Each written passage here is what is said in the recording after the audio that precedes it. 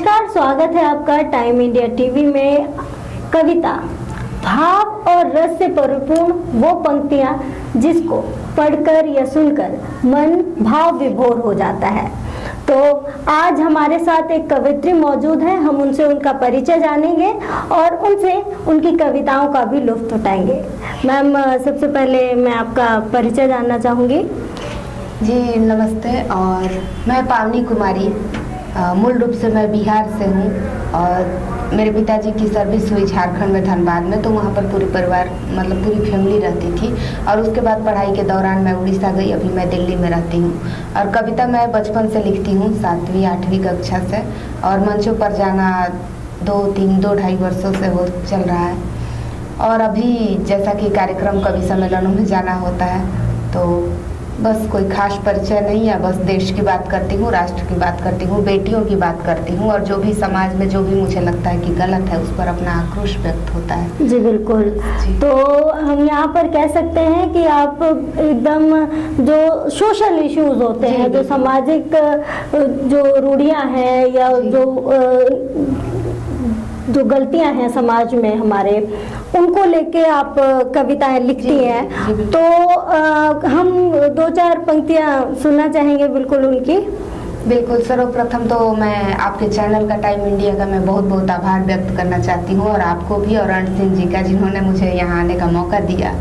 और मैं जिस तरह की बात करती हूँ, मैं देश की बात करती हूँ। अपने परिचय बता दूँ 2 पंक्तियों में कि जड़ चेतन चर अचर अजर जर छर अक्षर का ज्ञान नहीं। जड़ चेतन चर अचर अजर जर छर अक्षर का ज्ञान नहीं, उस कविता को नहीं बाँचते जिसमें हिंदुस्तान नहीं। तो भारतवर्ष की बात करती हूँ, देश की बात करती हूँ, और जब देश की बात होती है तो उसमें बहुत सी बातें आ जाती है। तो जी बिल्कुल, हमने पुष्प की अभिलाषा जो है पंक्तियां माखनलाल चतुर्वेदी जी की, उसके बारे में पढ़ा था कि मुझे तोड़ लेना वनमाली, उस पथ पर देना फेंक। जी। तो आप जो हमारे देश के जो वीर सैनिक हैं उनके बारे में कोई कविता? जी बिल्कुल, हमारे देश के जो वीर सैनिक हैं उन पर बहुत सी रचनाएं मैंने लिखी है। और अभी जो मुझे याद आ रही है, एक प्रयाण गीत लिखा था मैंने कुछ दिन पहले, तो उस पर मैंने उनके बारे में बस यही, प्रयाण गीत का मतलब होता है कि उठो जागो देश के लिए चलो, तो उस पर मैंने। जी बिल्कुल, तो उसी से संबंधित एक कविता मैं आपसे सुनना चाहूँगी, हमारे जो देश के वीर सैनिक हैं। जी जी बिल्कुल, तो एक प्रयाण गीत मैं सुनाने की कोशिश कर रही हूँ, जैसा कि मैंने अभी कुछ दिन पहले लिखा है। सुनिएगा कि रूप को प्रचंड कर प्रलय का शंखनाद कर, अग्निस्फुलिंग संग वज्रनाद निर्विवाद कर। रूप को प्रचंड कर प्रलय का शंखनाद कर, अग्निस्फुलिंग संग वज्रनाद निर्विवाद कर। तू ओज पूर्ण आननों में रक्त वाली प्यास कर, समक्ष आने वाले शत्रुओं का सर्वनाश कर। और कभी गिरे झुके न राष्ट्र ध्वजा थामते चलो, कभी गिरे झुके न राष्ट्र ध्वजा थामते चलो। तू मात भारती की आरती उतारते चलो, तो मात भारती की आरती उतारते चलो। बहुत बहुत आभार। बहुत ही सुंदर और ओजपूर्ण ये कविता थी।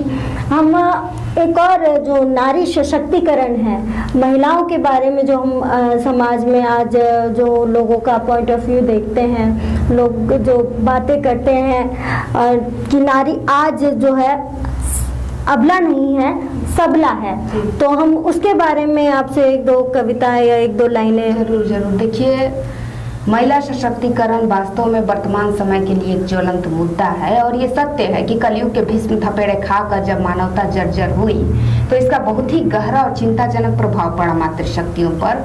और जब तक किसी राष्ट्र की प्रगति, जब तक किसी राष्ट्र की मातृशक्ति संकट में हो, उस राष्ट्र की प्रगति लगभग असंभव है। क्योंकि इच्छा मृत्यु के दौरान कृष्ण के परामर्श पर अर्जुन के द्वारा पूछे जाने पर भीष्म पितामह ने कहा कि किसी भी राष्ट्र की कुशलता इस बात पर निर्भर करती है कि वो राष्ट्र अपने देश की मातृशक्ति का कितना सम्मान करता है। बिल्कुल बिल्कुल।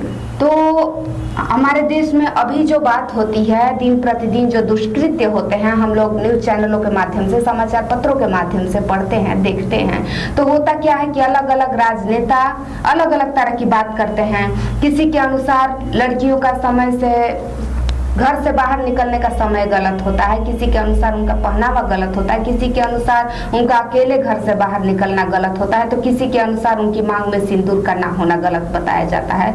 और आप बताइए, पद्मिनी, हारी रानी, लक्ष्मीबाई, रजिया सुल्तान, मदर टेरेसा, इंदिरा गांधी जैसी वीरांगनाओं की धरती में जब ऐसे भ्रष्ट राजनेता पलने लगे, तो टाइम इंडिया के तमाम दर्शकों के, आम जनता से एक प्रश्न पूछना चाहती हूँ कि जुल्मों से जिधर देखो तबाही ही तबाही है, जुल्मों से जिधर देखो तबाही ही तबाही है, पाप के पक्ष में मिलते गवाही ही गवाही है, और माना हर तरफ अन्याय करता है, मगर बोलो कहाँ विद्रोह का बीड़ा उठाने की मनाही है, कहाँ विद्रोह का बीड़ा उठाने की मनाही है।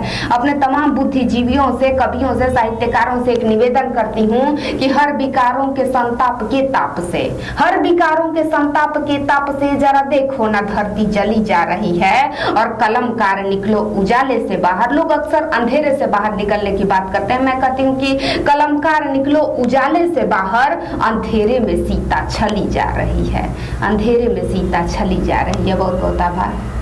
बिल्कुल, बहुत ही सुंदर और एक नारियों को सशक्त बनाने वाली ये कविता थी। और हम आपसे एक और चीज़ जानना चाहेंगे कि जो हमारे बचपन है, हमारा जो सबसे सुंदर हमारे जीवन का जो पल होता है वो बचपन होता है, तो उसके बारे में हम आपकी एक दो पंक्तियाँ सुनना चाहेंगे।